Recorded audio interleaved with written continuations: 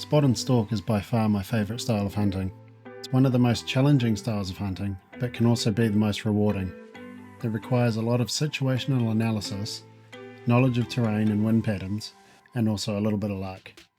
Spot and stalk hunting is essentially finding a specific animal, then planning and executing a stalk on that animal.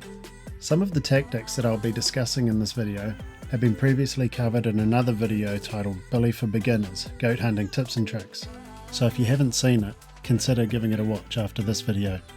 Most game animals are crepuscular by nature, which means they're most active during the hours of dawn and dusk. As a general rule, the older the animal, the closer to the hours of darkness their highest activity will be. The first step in spot and stalk hunting, as you might have guessed, is to spot the animal. A lot of people try to cover as much country as possible on foot during the hours of high animal activity, but this isn't the most effective tactic. Ideally, you want to pre-scout promising looking country, whether that be by boots on the ground or by e-scouting. Promising looking country should have a good glassing vantage. You want to get into that vantage early, whether that be during the hours of darkness for a morning hunt, or early in the afternoon if you plan to hunt the evening. Spot and stalk hunting is a very optics intensive style of hunting, and glassing is the single most important skill you need to succeed. High quality optics are a must if you want to glass effectively. Spot and stalk hunting lends itself ideally to open country, so you can spot your game. So with that in mind, a good glassing vantage should be up nice and high, with a good visual of as much glassable terrain as possible. Visibility from your vantage is a must. Glassing uphill is not ideal, as it's difficult to get comfortable for extended periods of time and can lead to neck pain from being set in an awkward position. You want to position yourself slightly below the top of a ridge or peak, with something behind you, such as a large rock, bush or long grass, to conceal your silhouette from being distinguished against the skyline.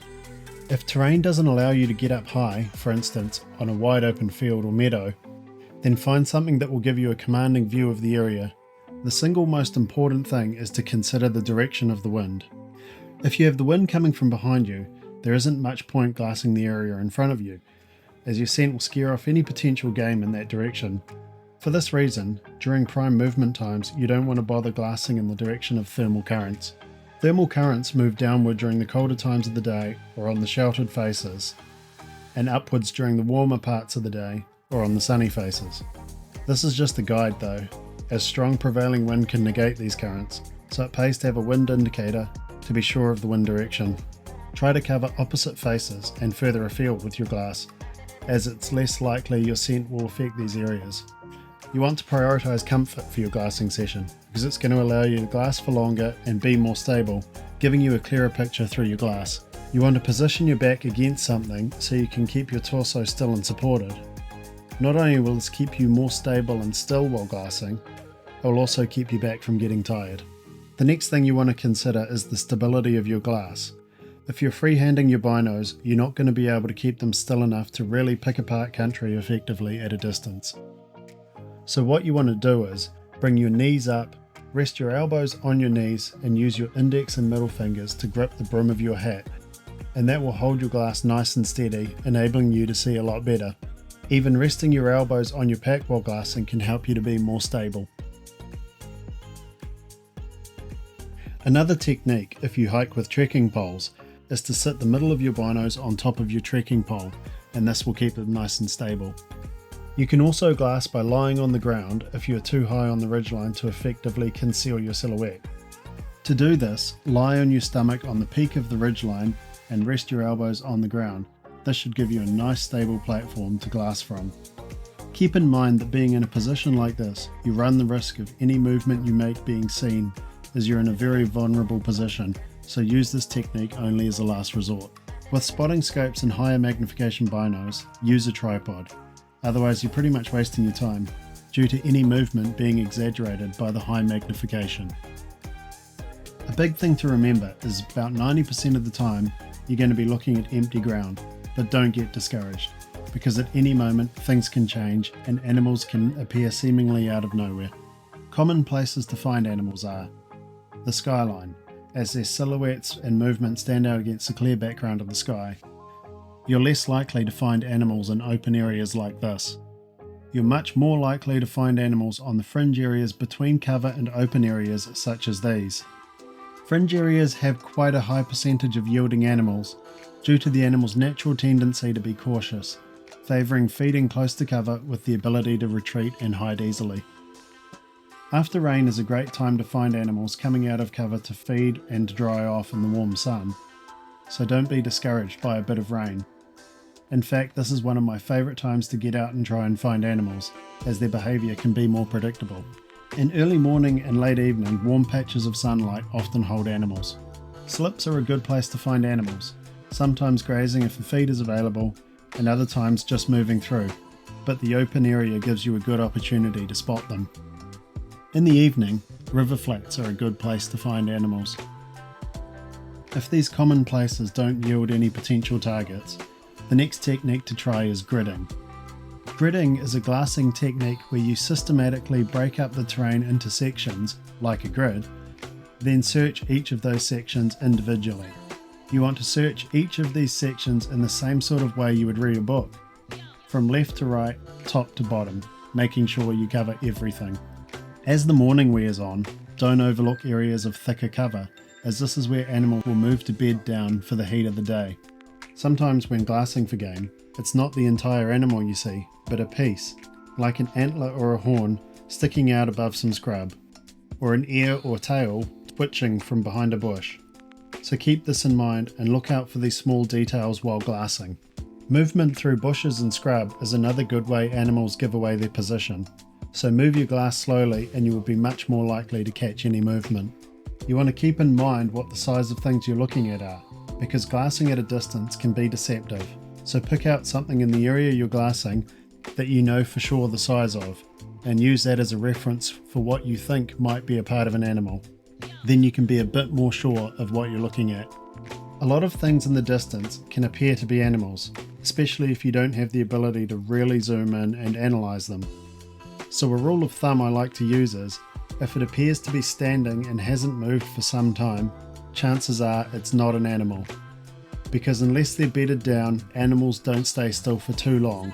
They tend to meander around while grazing, as well as keeping their heads on a swivel, looking out for potential danger. Once you've spotted an animal you want to put a stalk on, the instinct is to get up and start making moves towards it. Personally, I like to keep glassing, not just because there might be a better animal in a better spot, but it's important to know where every animal in that area is, because it's the animal you don't see that's going to bust you. It's also good to use your glass to plan out a potential route for your stalk. One of my favourite things to do once I've found, assessed and decided I want to stalk an animal is to pull out my phone and take a wide shot photo of the animal and the area it's in. This will help you with relocating the animal once you've cut the distance, as you will have points of reference as to where it is. Once you feel as though you've sufficiently covered the country and know where all the animals are, it's time for phase 2, the stalk. Before embarking on your stalk, the first thing you want to do is take your time to plan your most effective stalk path. An important thing to remember is that while the top of the ridgelines may be the easiest path, they're not the best path to take, as you're far too visible.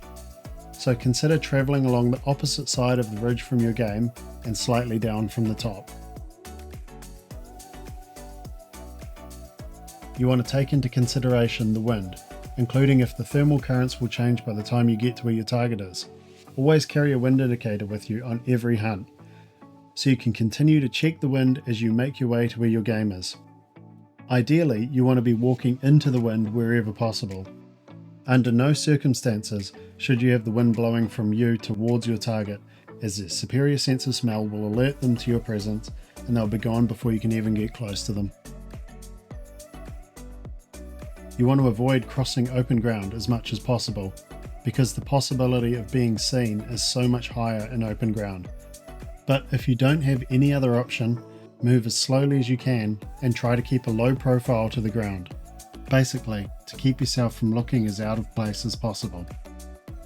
A big thing to remember is not all of your stalk is going to be in the direction of your target. Due to the lay of the land or wind directions, you could be spending time heading in the opposite direction just to get the wind or cover right. But it is imperative that you take the time to do this, or your stalk could be ruined before it has even started. Always keep an eye on where the animal you want to stalk is, as well as any other animals in the group, by stopping and glassing whenever there is an opportunity, because you don't want to work your way over there doing everything right only to find that they've moved on, or worse, put themselves in a bad position to stalk. Also, as you open new country up to visibility, make sure you give it a good look over with your glass and assess potential new routes for your stalk, as this will stop you from stumbling into unexpected animals that can ruin your stalk. It bears keeping in mind that if you can see your target animal, there's a high chance of them being able to see you as well. Concealment is key when making moves towards an animal, so use anything you can to keep yourself hidden from their sight. Topography is one of your best friends when putting in a stalk over long distances, so use every hollow and hill you can as cover to close the distance. If you can't use the topography of the ground, use rocks, trees, bushes, anything that will conceal your silhouette from view of your target. Keep cover behind you as well as in front. A silhouette is easier to pick out when it doesn't have a backdrop, even when it is concealed by something in front of it, so keep that in mind. While you're out of sight, it pays to move as quickly as possible, covering the ground efficiently without the stress of scaring your game. While potentially in sight, keep checking through your glass and move slowly only when the animals are feeding or otherwise distracted, and do not move while anything is looking in your direction. It's a good idea to take other reference photos along your stalk where possible, just so you have up-to-date information about where your target is. If the wind allows, I have found that the best possible approach is from above, as from my experience, animals tend to pay less attention to what's above them. Approaching from below tends to be the lowest possible chance of completing a successful stalk, due to making it easier for the animal to see you first. This isn't to say that an approach from below is impossible, just significantly more difficult. If the wind doesn't allow you to approach from above, then the most downward direction will give you the best possible chance. It bears repeating to keep your eyes peeled for any animals you may come across while putting in your stalk. Not just because you might find a better animal, but because you don't want to spook those animals towards your target animal, because at the very least, it will put your target animal on alert, but more than likely it will spook your target, ruining your stalk completely. Because of this, if you do come across other animals that you don't want to make a shot on, it pays to take your time and assess the situation. Sometimes you'll have to stalk your way around the animals, and then once you're past them, you no longer have to worry about spooking them. Other times, you'll have to wait for the animals to move on their own and give you a clear path past them. It's all about playing the cards you're dealt at the time and making the best choice for the situation. If they're passable, you can move around them. If they're not, you'll have to wait them out. A big point of difference in these tactics is between rifle hunting and bow hunting, especially effective range when stalking into position. While bow shots are measured in tens of yards, rifle shots are frequently measured in hundreds of yards. For this reason, while rifle hunting it's not necessary to drop your pack during the final stalk, and can actually be more advantageous to keep it with you and use as a rifle rest while making your shot. From my experience while bow hunting, most stalks tend to get blown in the last 50 or so yards before you're able to make your shot, so it pays to be extra vigilant inside these distances. This is because every movement you make is close enough to be noticed by the animal's eyes or ears, so pay extra attention to keeping your movements slow and noise to a minimum. For this reason, nock an arrow before entering this critical zone to limit both noise and movement being noticed. This is also the time when you want to drop your pack.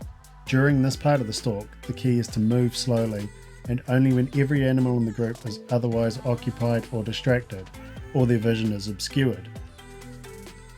This is especially true when raising and drawing your bow. Now, if you've done everything correctly up until this point, you should have successfully harvested yourself some quality meat, spot and stalk style.